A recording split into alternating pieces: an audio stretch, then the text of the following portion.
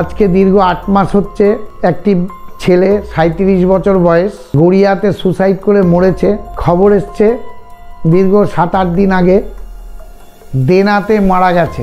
সে ticket কেটে দেনাতে মারা গেছে।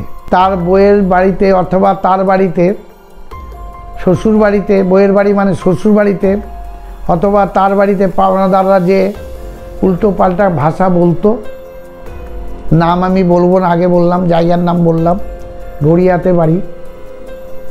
সেই তার মা 7-8 দিন আগে ফোন করে করুণ সুরে কেঁদে বলছে, আমার 8 বছরের নাতি আছে, আমার ছেলেটা সুসাইড করে মরে গেছে। যে মামা আমাকে ভাগ্নি বলেছিলেন সকালবেলা পূজা করব কিভাবে, পূজা করলে যে স্নান করতে এর কোনো মানে নেই।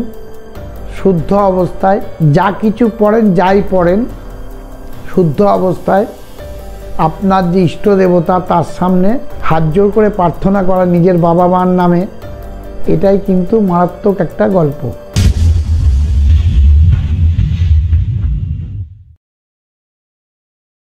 দীর্ঘ কিছুদিন যাবৎ কিছু কিছু মামা বলছে, মামা সকালবেলা আমরা পুজো করতে গেলে কিভাবে পূজার বিধি নিয়মটা বলে দেবেন।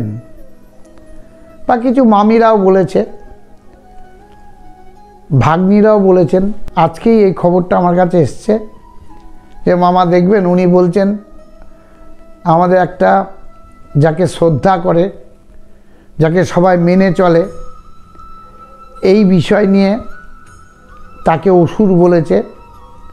সারা পশ্চিমবাংলা তথা সারা ভারতবর্ষের লোক, ওই ভদ্রলোক যে ফোন করে বা আমার ভাগনা যে ফোন করে বলেছে, সবাই ঘৃণা বোধ করছে এই ভদ্রলোককে। আমি এটা সঠিক জানি না, আমি দেখব। তো উনি আমাকে বলেছে ওই ভাগনা যে মামা আপনি দেখবেন তো এটা কি ব্যাপার, উড়ে এসে জুড়ে বসেছে। তা কে উড়ে এসে জুড়ে বসেছে এটা বিষয়টা আমি ঠিক জানি না। আমাকে বলছে একটা ব্যক্তি বলছে কালী পুজো করেন, জন্ম দিয়েছে একজন, কর্ম করছে আর একজন। তা যে জন্ম দেয় সে মাতা, কর্ম করে যে কৃষ্ণের যে কর্ম করেছে সে ডবল মাতা। সে কিন্তু ডবল মাতা, অর্থাৎ পালন করে যে সন্তানকে, সে কিন্তু ডবল মাতা হয়। এটা কিন্তু বাস্তব কথা। ঈশ্বরের কাছে প্রার্থনা করে বলবো সবাইকেই, যে ভদ্রলোক এই ধরনের কথা বলেছেন, অসুর বলেছেন নাকি, আমি ঠিক জানি না, আমার শোনা কথা।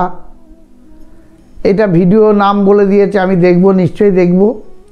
আজকে রাত্রেই আমি দেখব এই ভিডিওটা, দেখে নিয়ে আমি বলবো কি বলেছে না বলেছে আমি জানি না। হয়তো আমরা বারবার করে বলেছি, আমি কিন্তু অশিক্ষিত, আমি শিক্ষিত নয়। প্রত্যেকটি ভিডিওতে এই কিন্তু বাস্তব কথাটা আমি তুলে ধরেছি। আমি কিন্তু শিক্ষিত নয়, কিন্তু অসুর বলে থাকলে এর জন্য আমার নিজের বিবেক থেকে বলছি, আমার মনে হয় সারা ভারতবর্ষে তথা সারা পশ্চিমবাংলার এই ভাষাটা মনে হয় ঠিক হয়নি। এটা আমার নিজের ব্যক্তিগত হিসাব করে আমি বললাম, মনে হয় ঠিক হয়নি। আমি বলবো তথ্য যেগুলো দেখবেন ঈশ্বর নেই বলে, স্বামী বিবেকানন্দ ঈশ্বর বলে মেনেছে। বিজ্ঞান যে ডক্টর, তারা কিন্তু ছুরি কাঁচি নিয়ে কোনো অপারেশন বা কোনো কিছু করতে গেলে প্রণাম করে বলে, ঈশ্বর গড আমার কাজটা যেন সাকসেস হয়। আমি কোনো দিন অপারেশন থিয়েটারে যাইনি, ঢোকেনি, কিন্তু আমি শুনেছি কোনো একটা ব্যক্তি, আমার বন্ধু আছে ডাক্তার, যত অপারেশন থিয়েটার আছে সেখানে ঠাকুর দেবতারই ফটো লাগানো আছে, অর্থাৎ চিত্র লাগানো আছে। যদি ঈশ্বর না থাকে তাহলে কিন্তু আমরা এই কাল্পনিক হিসেবে বেঁচে থাকি। এরকমই গল্প, স্বপ্ন। এই স্বপ্নটাই কিন্তু উদ্দেশ্য। আপনিও স্বপ্ন করছেন বা আপনি বলছেন স্বপ্ন দেখছেন, এই দেখাটা কিন্তু আমার ভিতরেও সেই স্বপ্ন। সেই স্বপ্নটাই বড় বাস্তবে তুলে ধরতে হবে। বাস্তবটা কি প্রত্যেকটি ব্যক্তি যে মামা আমাকে ভাগ্নি বলেছিলেন সকালবেলা পূজা করব কিভাবে, পূজা করলে যে স্নান করতে হয় এর কোনো মানে নেই। শুদ্ধ অবস্থায় যা কিছু পড়েন, যাই পড়েন, শুদ্ধ অবস্থায় আপনার যে ইষ্ট দেবতা তার সামনে হাত জোড় করে প্রার্থনা করা নিজের বাবা মার নামে, এটাই কিন্তু মারাত্মক একটা গল্প।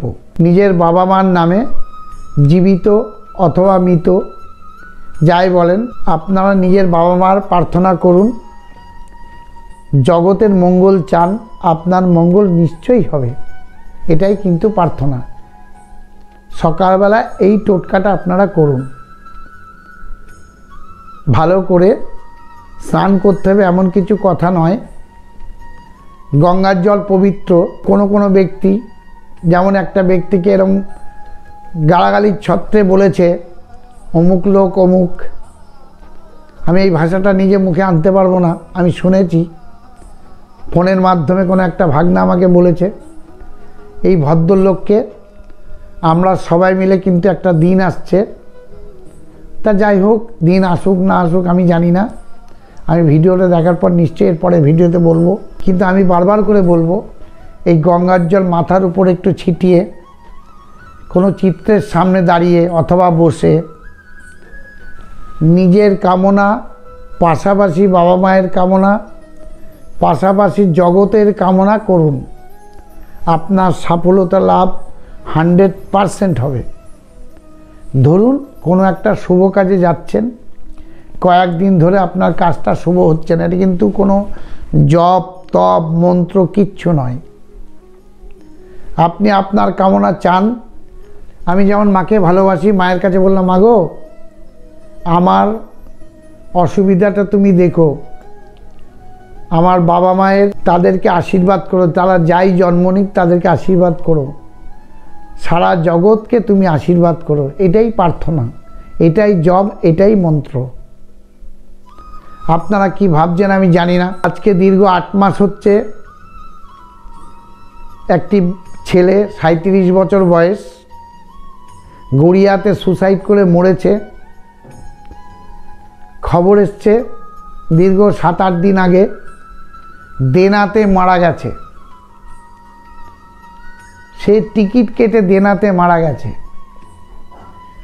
তার বইয়ের বাড়িতে অথবা তার বাড়িতে, শ্বশুর বাড়িতে, বইয়ের বাড়ি মানে শ্বশুর বাড়িতে অথবা তার বাড়িতে পাওনাদাররা যে উল্টো পাল্টা ভাষা বলতো, নাম আমি বলবো না, আগে বললাম, জায়গার নাম বললাম, গড়িয়াতে বাড়ি।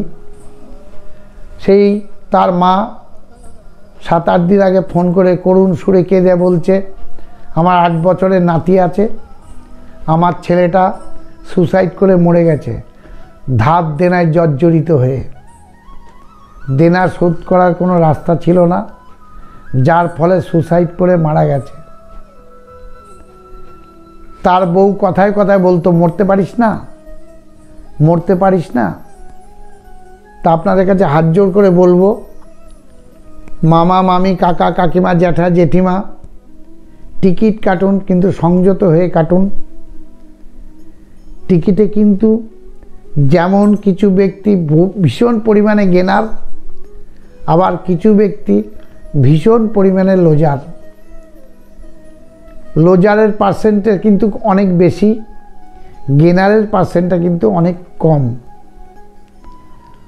তা আমি বারবার করে বলবো, আপনাদের যেমন টিকিট কাটছেন, আমি টোটকা দিয়েছি, পাশাপাশি গ্রহগুলোকে একটু ঠিক করুন, নিশ্চয়ই সাথ দেবে। আজকেও কত টাকা পেয়েছে? আজকে 2200 টাকা। আজকেও 2200 টাকা আমাদের অ্যাকাউন্টে এসছে।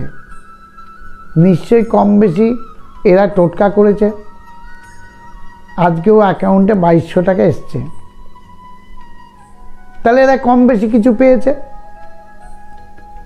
তা আমাদের টোটকাটা করবেন, নিশ্চয়ই আপনারা কম বেশি পাবেন, কিন্তু কম কাটবেন। বারবার করে বলেছি,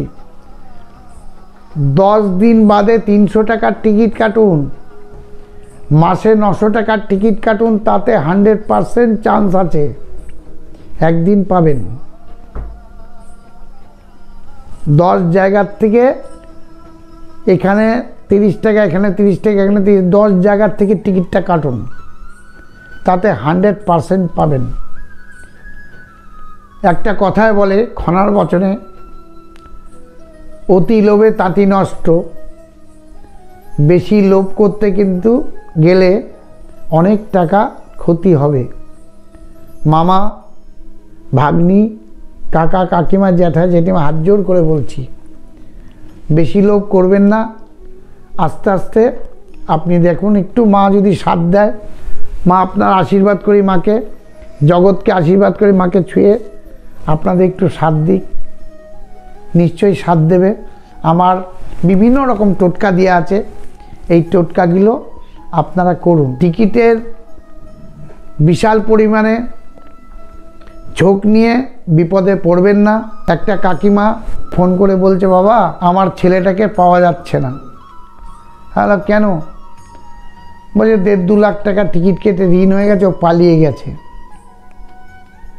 তো এই কাকিমাকে হাত জোর করে বলছে, আপনি কান্নাকাটি করবেন না, ও চলে আসবে। তা গতকাল চলে এসছে, উনি ফোন করেছিল, উনি চলে আসার পর আমাকে জানিয়েছে, 11টায় ফোন করেছে, জানিয়েছে। আমি বললাম, আর যাবে না কাকিমা, আপনি চিন্তা করবেন না, ছেলেকে বলুন কম বেশি অন্যরকম চিন্তা ভাবনা করে ব্যবসা বাণিজ্য করতে, নিশ্চয়ই এটা রিকভার হয়ে যাবে। প্রত্যেকটি ব্যক্তি বলে যে আমরা কিভাবে যাব। নৈহাটি 6 নম্বর প্ল্যাটফর্মের বাইরে এসে বলবেন নেত্রালোক চোখের হসপিটাল। নৈহাটি 6 নম্বর প্ল্যাটফর্মের বাইরে এসে বলবেন নেত্রালোক চোখের হসপিটাল। অমাবস্যার আগে জানিয়ে দিয়েছিলাম, আপনারা যদি কেউ পুজো দিতে ইচ্ছুক, তাহলে এই নাম্বারে টাকা পাঠাবেন। টাকা পাঠিয়েছেন কিন্তু নাম দেননি, কেউ গোত্র দেননি, এটা করবেন না। নাম গোত্র পাঠাবেন। কেউ 1 টাকা, কেউ 2 টাকা, কেউ 5 টাকা পাঠিয়েছেন, কেউ 11 টাকাও পাঠিয়েছেন। এতে ভীষণ খুশি। নাম আর গোত্র পাঠাবেন। এই নাম্বারে দেবেন 7003433695। এই নাম্বারে পাঠাবেন। নৈহাটি 6 নম্বর প্ল্যাটফর্মের বাইরে নেত্রালোক চোখের হসপিটাল। যে কোনো ব্যক্তিকে জিজ্ঞেস করলে বলে দেবে। সকাল 10টা থেকে রাত 10টা পর্যন্ত বসা হয়, বুধবার বন্ধ থাকে। অনেক বড় ভিডিও হয়ে যাচ্ছে, এই বলে আজকে আমি আমার বক্তব্য শেষ করছি। আপনারা সুস্থ থাকুন, ভালো থাকুন। মায়ের কাছে প্রার্থনা করে বলছি, আপনারা হ্যাপি সংসার করুন, হ্যাপি আনন্দ করে চলুন। অনেক বড় ভিডিও হয়ে যাচ্ছে। ডেঙ্গু থেকে মুক্তি রাখুন, পরিবেশ সুরক্ষা রাখুন। এই বলে আজকে আমি আমার বক্তব্য শেষ করছি। নমস্কার, সুস্থ থাকুন, ভালো থাকুন।